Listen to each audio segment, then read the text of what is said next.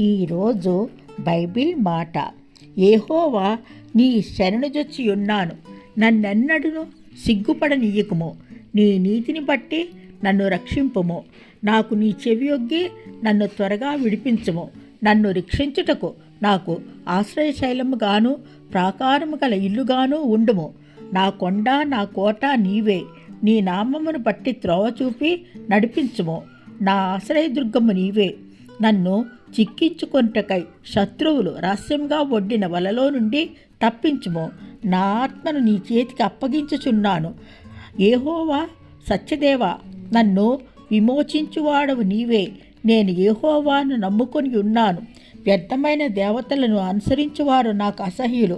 నీవు నా బాధను దృష్టించి ఉన్నావు, నా ప్రాణబాధలను కనిపెట్టి ఉన్నావు.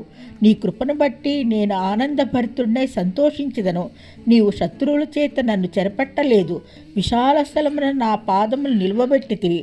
యెహోవా, నేను ఇరుకున పడి ఉన్నాను, నన్ను కరుణింపుము. విచారం వలన నా కన్ను క్షీణించుచున్నది, నా ప్రాణము నా దేహము క్షీణించుచున్నవి. నా బ్రతుకు దుఃఖముతో వెళ్ళబుచ్చుచున్నాను. నిట్టూర్పులు విడుచుతో నా ఏండ్లు గతించుచున్నవి. నా దోషమును బట్టి నా బలము తగ్గిపోవచ్చున్నది, నా ఎముకలు క్షీణించుచున్నవి. నా శత్రువులకందరికీ నేను నిందాస్పదుడై ఉన్నాను. నా పొరుగువారికి విచారకరంగా ఉన్నాను. వీధిలో నన్ను చూచువారు నా ఎదుటి నుండి పారిపోవుదురు. నన్ను తరుమువారి నుండి నన్ను రక్షింపము. నీ సేవకుని మీద నీ ముఖకాంతి ప్రకాశింపచేయము.